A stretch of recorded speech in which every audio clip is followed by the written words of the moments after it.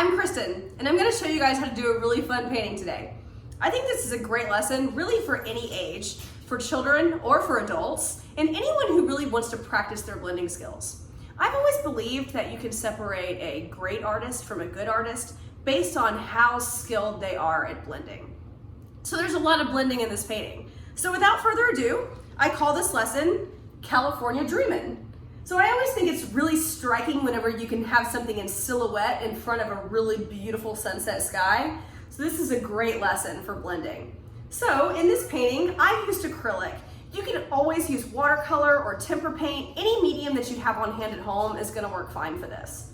I'm working on a 12 by 16 stretch canvas here, but you could work on watercolor paper, a thick cardstock, or even a canvas board would work great.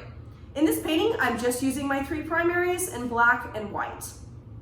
I'm also gonna use a small flat and a large flat, and I'm gonna use a Sharpie at the end to kind of do some detailing there on those palm fronds. I'm also gonna use a plate that'll act as my palette and a cup to clean my brush out in, and of course, you're gonna need some paper towels. So, if you guys are ready to get started, artists, grab your supplies and let's begin. Okay, let's begin by looking at our palette. So I have a black, a white, a cadmium yellow light, a primary red, and an ultramarine blue. When you're choosing your blue, choose a blue that lends more towards the red side, so it looks a little bit purpley. If you choose a blue that's more on the green side, like a teal, your purple just isn't gonna come out as pretty at the top of your sky. So ultramarine blue is a great color for that. So to begin, I'm just gonna use this one large brush. I'm gonna pick up a nice big chunk of white, and then I'm gonna dip into my cadmium yellow light, just getting that on the brush as well. So I have more white, a little bit of yellow.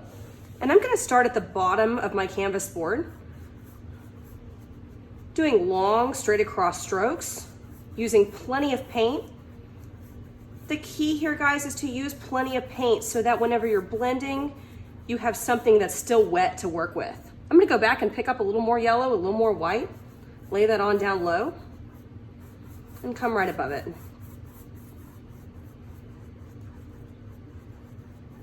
Going back with a little more white, I'm gonna lay that on in a panel right above this yellow, so I get different hues of yellow. I've got brighter yellows and banana yellows. Then I'm gonna make a little orange. I'm gonna start with some of the cadmium yellow light, and I'm gonna go slow with the red. That's a great color. So I'll use that color right above the yellow, keeping my strokes long and straight and blending them down in to meet that banana yellow color. Where you can't tell where one color starts and the other one begins. I'm gonna get a little bit deeper with this orange by adding a little bit more red. It's gonna make it a little more intense. I'll lay that right on top and blend it down into your other color. And without cleaning out my brush, I'm gonna pick up a little white and a little red and lay those pinky tones right on top.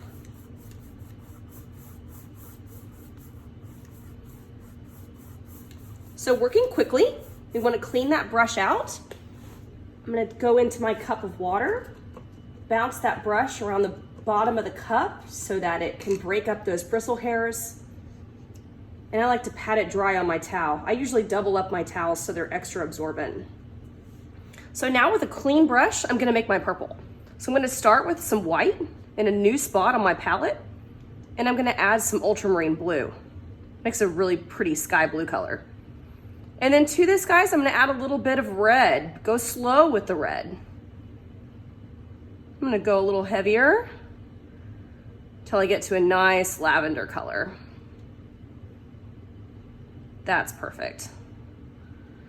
So I'll take that color and put it on right above the pink.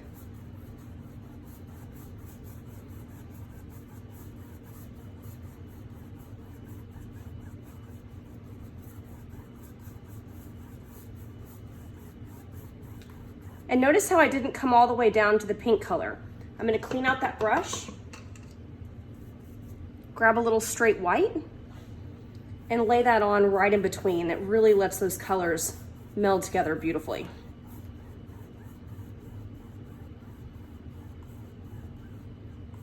So I've left a little bit of room at the top for one more color change. I'm gonna grab another chunk of white without cleaning out my brush with a little bit of ultramarine blue and lay that on at the top. Notice how I kind of work in the space I want to fill first, and then I come down when I have a little less paint on my brush, and that's when I do my blending. Keep your strokes long and straight, and that will make your sky look nice and smooth. See how sometimes if I stop a stroke, you'll see that stroke?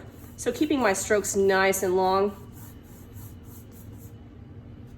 helps make that background look super smooth and beautiful. Okay, now I'm gonna let this dry for a second, take a quick break, and I'll come back and put in those palm trees. Okay, so now I'm ready to put on my tree trunks.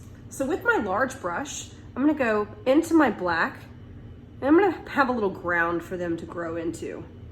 So just taking that black on its skinny side and kind of bumping your hand right across that painting. I'm gonna come back in with the black and fill all this land that's in silhouette right down here.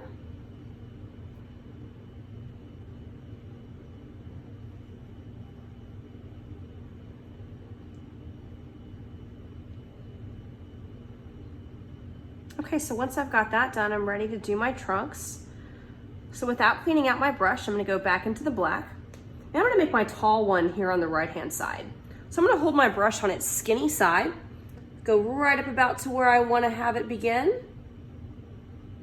Gently press down on that canvas. And as I start to get down to my land, I'm gonna put a little more pressure on that brush so my trunk naturally gets a little thicker. And you can always come back and touch them up if the paint skips a little bit.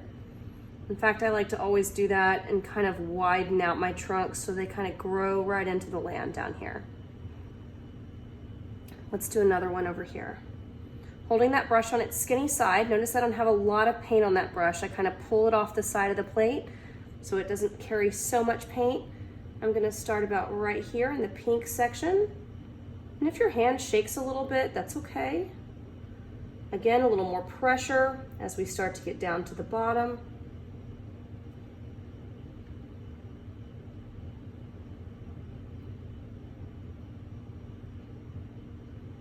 Just touching up any of those holes. Okay, so for our third palm, let's make it a little bit shorter here in the middle, and I'm gonna put it a little bit closer to this one over here. Starting gently, and as I get down close to the land, a little more pressure.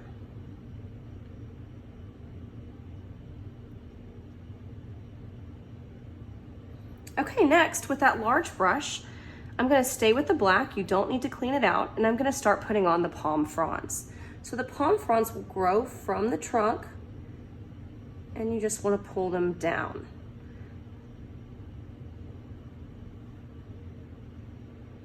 So I think it looks best when you do 5 or even 6. And these are your main fronds. And we'll put the little leaves that hang down from them in just a second.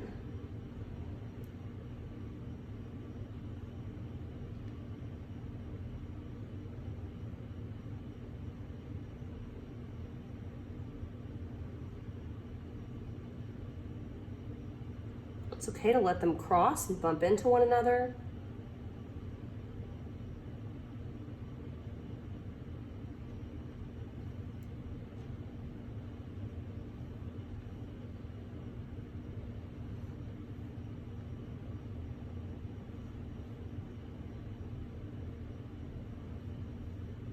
I think odd numbers always look better than even numbers. So that's why we've done 3 trees and 5 palm fronds.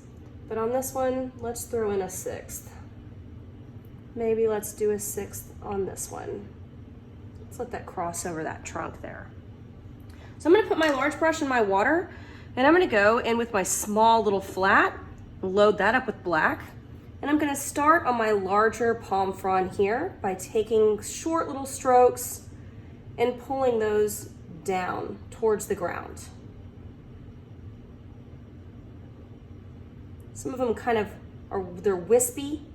They sort of pull in towards the trunk, but you're pulling down.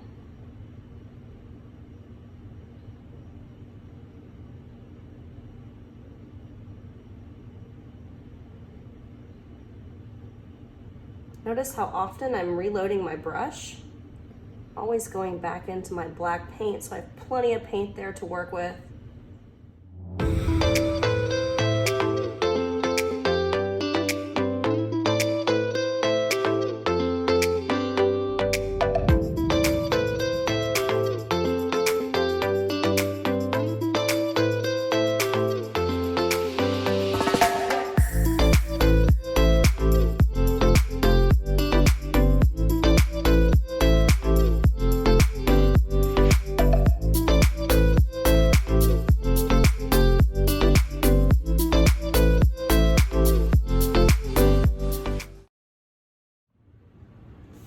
Okay, now that all the black is dry on my palm trees, I'm gonna go in with a Sharpie and I'm gonna kind of detail out some of these palm fronds. So taking that Sharpie, pulling out some smaller little hairs that you may not have been able to really achieve with those larger brushes, can really just finish out this palm tree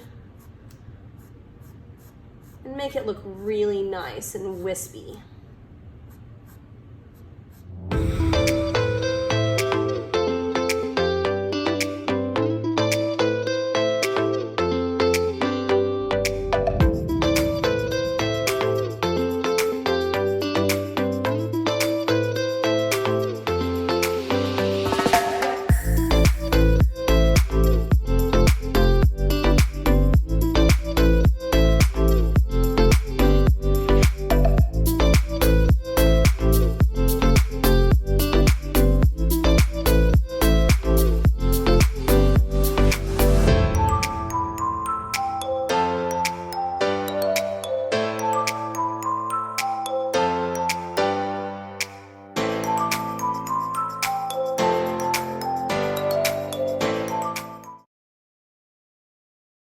Thanks so much for watching, guys. I hope you enjoyed this fun and easy tutorial.